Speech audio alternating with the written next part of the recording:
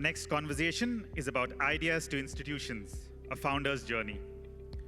Moderating the session is Mainak Chakraborty, an inspiring leader who is making India proud on the global bioenergy map.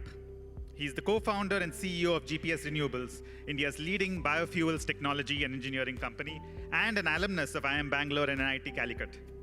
Mainak has been featured in the MIT Technology Review's list of top Indian innovators under 35 and is a key voice on multiple government bioenergy committees.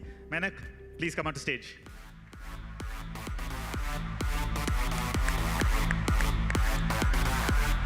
Joining him are Mr. Nithin Kamath, the founder and CEO of Zerodha, India's largest stock brokerage firm. He disrupted the financial services industry with a tech-first, consumer-friendly model and continues to lead with a focus on transparency and innovation. His story is a masterclass in itself on bootstrapping and sustainable scale. Along with him, may we invite Mr. Sahil Barua, the MD and CEO of Delhivery, India's largest logistics and supply chain company.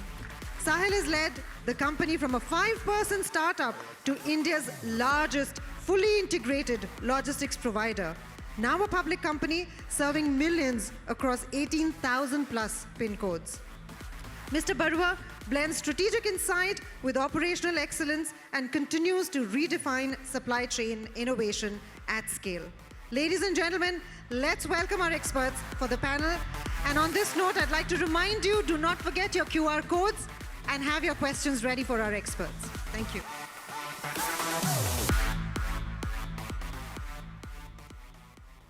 Check, check. Great. Good morning to all. So I'll start off with maybe just setting the context and talking about the format a bit. First and foremost, as far as the theme is concerned, the idea behind this session was to get two of the most respected category-defining entrepreneurs of our generation, Nithin Kamath and Sahil Barua here. One big round of applause once more, please.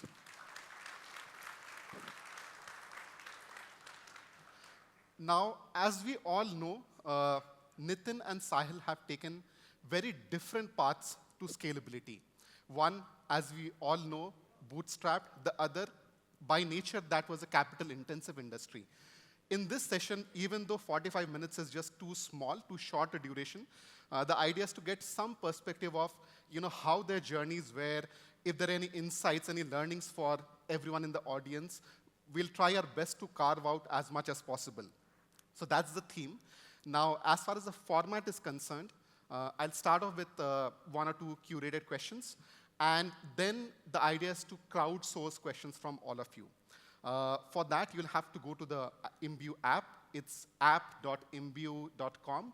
I assume most of you are already registered. Many of the questions have already been posted there. Some of you have already upvoted many of the questions. So we will keep going towards the most upvoted questions, needless to say. There are a few which have around 20 plus votes, so on.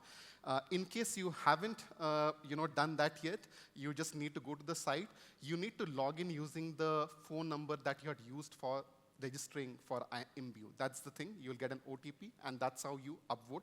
Also, you can feel free to post questions, and we'll keep upvoting. We have a team who will keep looking out for the upvotes, and on a real-time basis, they'll prompt me which are the most popular questions, and I'll try to do my best to focus on those questions. So that's the format. Now coming to the session, I'll start off with a very basic question for Nithin and Sahil, both of you. The question is, how do you explain what you do to a 7-year-old? I know there is at least one 7-year-old out here, but there could be more. But that's a very simple but tricky question. So while we all of us know what Delhivery and Zerodha does, but it'll be great to hear from the stalwarts. We move boxes. That's the shortest possible explanation I can give to a 7-year-old, and that's what we give to investors as well, which is we. Perfect. I think, awesome, Sahil. I think, you keep it simple. I think, 2 words. I mean, fine. That's an interesting way to put it. How about you, Nithin? I mean, because our business is not as simple as explaining to a 7-year-old. A person needs to understand about profits and companies and maybe say I'm a kid, I'm watching Disney movies, and I see a lot of my friends also watching Disney movies, and I want to buy Disney. How do I No, I mean, it's tough, it's tough to explain because you have to now talk about profits and et cetera, so, but, say, you see a toy from Fun School, and Fun School is MRF, and you decide to buy it, and you see that a lot of your friends are interested in buying it, so you speak to your dad and say, I think this toy will do well, and then you can buy the stock in the stock exchanges through a broker, like someone like us. And why do you choose us?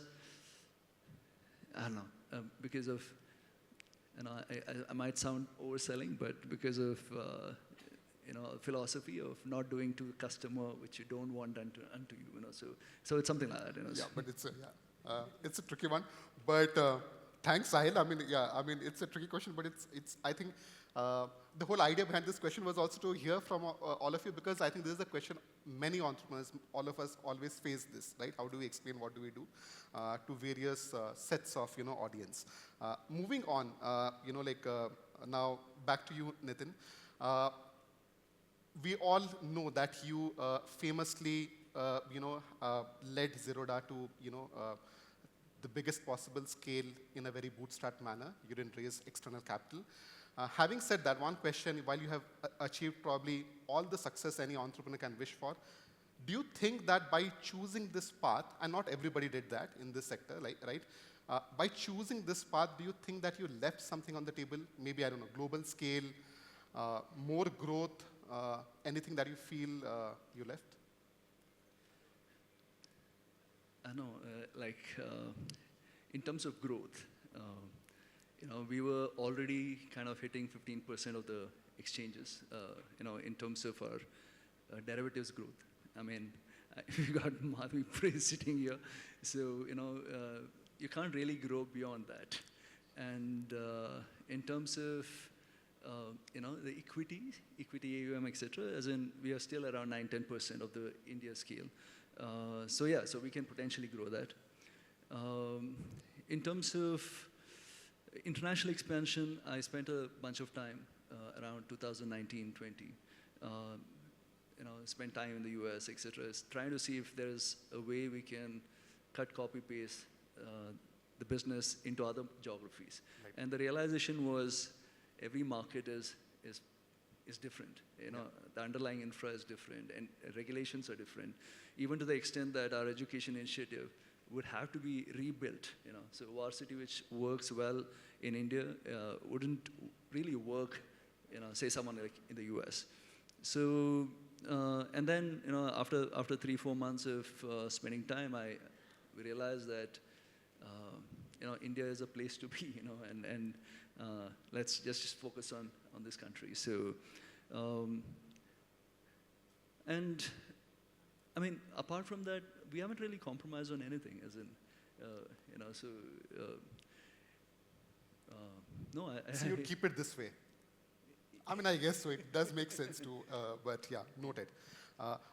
Sahil, other way around, I mean, probably this is a capital-intensive industry. One has to, dilute.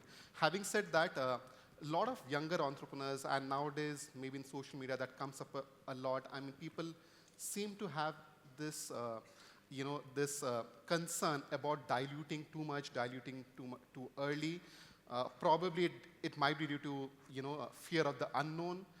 Too many influencers out there who probably do not know what they're talking about. But a lot of entrepreneurs today, they seem to have this concern that should we dilute too much too early or not? Even though the sector you simply can't grow in certain sectors without that. What would be your take to such, if any entrepreneur, who's just starting up, is about to start up around dilution and raising, capital if they have to? How do you, if people have concerns, any questions around, any answers around that? Yeah, I do want to caveat it by saying I've only ever started a company once. So, please take anything I say with a large pinch of salt.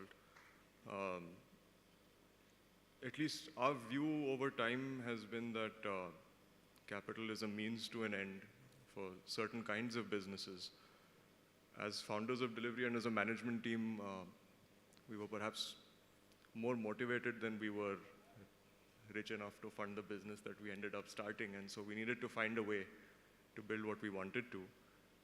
We're in an industry where building a single site can cost us on day one, before we see returns 8 years down the line, $40 million, and we didn't have $40 million to